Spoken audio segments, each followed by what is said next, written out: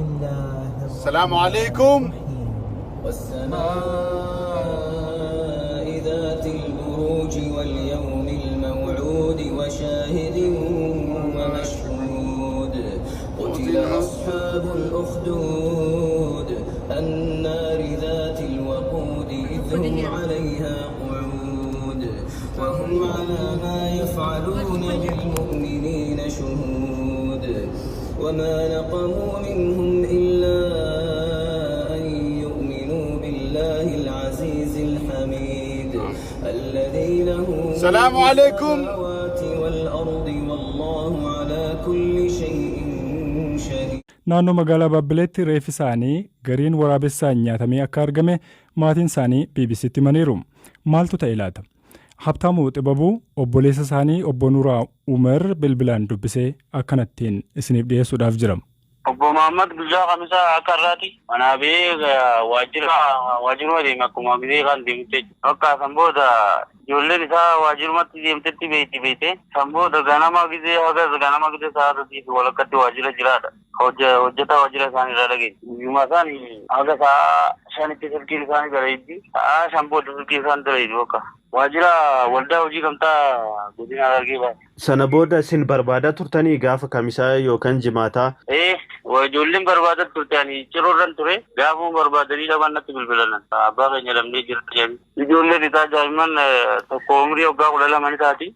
Dubra tokko mucaan wagguma 7. Sana booda ishiniin mijiyoon tabira jirtu ijoollee sana guddiftu. Obbolaa keenyaa jechuudha. Deemtee barbaadu eegaltee amma waajjira ni leeytee hin dhufnee jaaniini bakka hospitaala fi waajjira poolisii dhaqii barbaadii nama badeetti barbaadanii jaaniin ni deemtee hospitaala ni deemtee dhabdee waajjira poolisii leeytee ni dhabdee dhimma koronaa kanaa jecha bakka namni itti walitti qabamu san illee deemtee ni dhabdee hoggaa ni dhabamee achumaan dhabame ittee nutti bilbilee hoggan achirra deemaa dhufu. Na dura dhaqanii jiran iddoo bakka waajjira poolisii godina Harargee baate. Yaa isiniinaa jechuudha. Nyatanii nama akkanaa uffanni isaa akkanaatti argamee uffata isaanii beeytanii jaanii gaafatanii ni beeynaa jaaniin fuudhanii hara Baabbilee kiiloomeetira 30 magaalaa Hararirra nama akkanaatti nama bineensa nyaatutti jiru achitti garee asitti awwaallee jaanii fuudhanii achi nu geessan. San booda warra achitti isaa bineensi nyaatu harkanii nu garsiisan footoo isaatii fi huccuu isaati. Amma saniin isa ta'uu mirkaneeffannee bakka waajjirri as deebine achirra. Hararii as deebinee bakka itti awwaalan qabrii hunda ilaallee poolisiin godina Harargee ba'aa magaalaa Harar keessa jirtu malta awwaalti mazagaa jettu awwaali. Osoo waa tokko maatii agarsiisin awwaalame poolisiin naannoo Oromiyaati awwaala. Poolisiin naannoo Oromiyaa reeffa kanaa ugizee fuudhusan osoo maatii itti iyyafatin akkuma fuudhen hospitaala Yootifaanaa geessee qoladhee jechuudhaan hoggasuma guyyuma san awwaaluun isaatu dubbii deenneeti. Kan gochi itti raawwatames saajjecha itti raawwatames magaalaa Harar keessa ta'u inni kan ilaallatus poolisii magaalaa Hararii innis jiraata magaalaa Harar keessa hojjetaa. Kanaaf nuti poolisii naannoo Oromiyaa ilaaltu naannoo Hararii ilaaltennee dhimma kan naannoo Hararii walaba wanti achitti ni qoratu. Waan shakkitan qabdu isin. Kana duras ati abbaa olayaanii gaafa itti ukkaamsanii jedhanii kuni waggaa 3 dura gaafa 2009 alaabaa abaa'ooti moobaayila keessaa qaba yaada jiru qofaan akkasumas kaanii itti hidhamte. Kana irratti warreen gaafa dura maqaa waldaatiin qabeenya uummataa saamaa ture. Kan afaan qabee waan jiruuf waldaalee kana kan seeraan ala ijaaramanii uummata saamaa turan kana waan facaase. Yaadannoon adda addaa akka itti dhaaddatamaa ture yoo takka nyaadhu takka nu nyaachisi takka ammoo ofii nyaadhu takka ammoo du'a filadhuu gaafa jaamee dorfamaa ture jira. Shakkii guddoota qabnu takka sana. Hospitaalli reeffa isaanii qorateera jedhame hospitaalli Hiwootfaanaa magaalaa Hararitti argamu BBC'f yaada kennuurraa of qusateera. Qajeelchi poolisii godina Harargee baas dhimmichi qorannoorra jira jechuun alatti odeeffannoo dabalataa nuuf kennuu hin dandeenye. Haa ta'u malee eessumni obbo Muhammad Amin obbo Shareef Muhammad haalli itti ajjeefame harka namaa ta'uu wanta keeku jiraa jedhu. Haalli isaa haala suukanneessaadha. Haalli nuti ija keessaa baasan akka himamutti fuulli isaa hin beekamne qaama asiitti naqanii achitti akka wallaalamu godhamee ja'amaa akka himanis arraba ni muranii mormaaf qaamni garagara jira. Waraabessi garaa kana kutee wanni miila cinaa qofuun ammoo nagaa qaba. Shaamilli itti ciramee kopheen akkamitti irraa baasii akka footoo nu barsiisanii. Xumurarratti ayyaana sooma hiikaa yookiin Iidal Faxir kan bara 1441 ilaalchisuudhaan ibsa kenneen Iida baranaa jamaadhaan salaatuun akka hin danda'amne manni maree dhimmoota Islaamummaa Itoophiyaa beekse. Murtoowwan manni marichaa dabarse ilaalchisuun Baqqalaa Toomaa Ustaas Kaamil Shamsuu dubbisee ture.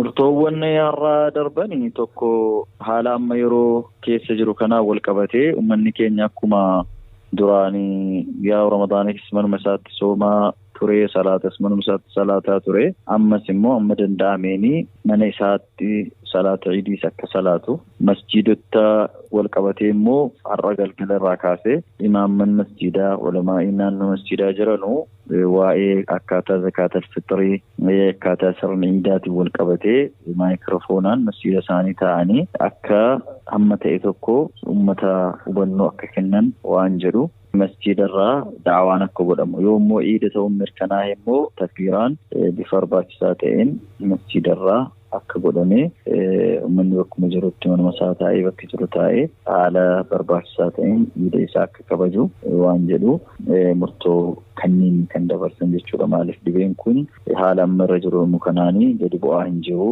ol dabalaa deemaa jira haalli amma irra jiramu kana waan ta'eedhaaf kan jedhuuni. Kanaafuu murtoon majlisaa akka waliigalaatti darbe har'a kana jechuu dandeenya. Tole kanuma wal qabatee amma baatii ramadaana kan guyyoota darban keessatti ergaawwan darbaa turaniif of eeggannoo godhamu wajjin wal qabatee haalli ture wanti ilaalaa turtan ammoo ayyaana kan innaa kabajamu immoo wanti sirriitti namni duuka bu'ee gochuu qabu kan ergaa har'a darbeenis wal qabatee isinis kan dhaamtan maaltu jira Ustaaz?